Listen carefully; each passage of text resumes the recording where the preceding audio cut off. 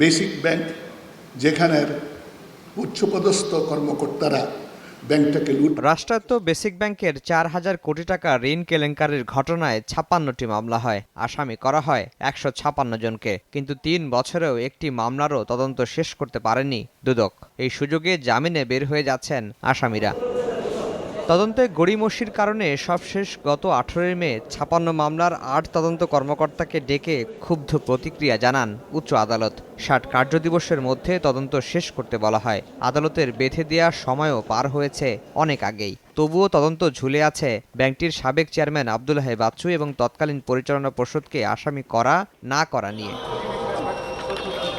দুদকের আইনজীবী বলছেন, তদন্তে ধীরগতির সুযোগে আসামিদের জামিনে বের হওয়ার বিষয়টি গুরুত্বের সঙ্গে দেখছেন দুদক। ফিনান্সিয়াল ক্রাইম, অনেকগুলি ডকুমেন্ট থাকে, অনেকগুলো ব্যাংক অ্যাকাউন্ট থাকে, ব্যাংক ডকুমেন্টগুলো কম্পেয়ার করতে হয়, কম্পেয়ার করে স্টেটমেন্টের সঙ্গে মেলাতে হয়। এগুলো সময় তো লাগবেই। একটা মানুষ কতদিন কাস্টডিতে থাকবে, তুমি চার্জশিট দিতে পারছো না। আদালতের এই জিনিসগুলো মাথায় রেখে দুর্নীতি দমন কমিশন, আমার মনে হচ্ছে তদন্ত এখন শেষ পর্যায়ে, বেশি দিন লাগবে না। আর দুদক সচিব জানান, অপরাধের গভীরে যাওয়ার কারণে তদন্ত শেষ করতে সময় লাগছে। বড় অঙ্কের এই দুর্নীতির মামলা, সেহেতু এটা যে সময়টা আইনে আছে সেই সময়টা লাগছে। আমাদের যে অনুসন্ধানকারী তদন্তকারী কর্মকর্তা, ওনারা এটা গভীরে গেছেন, সেজন্য একটু সময় লাগছে।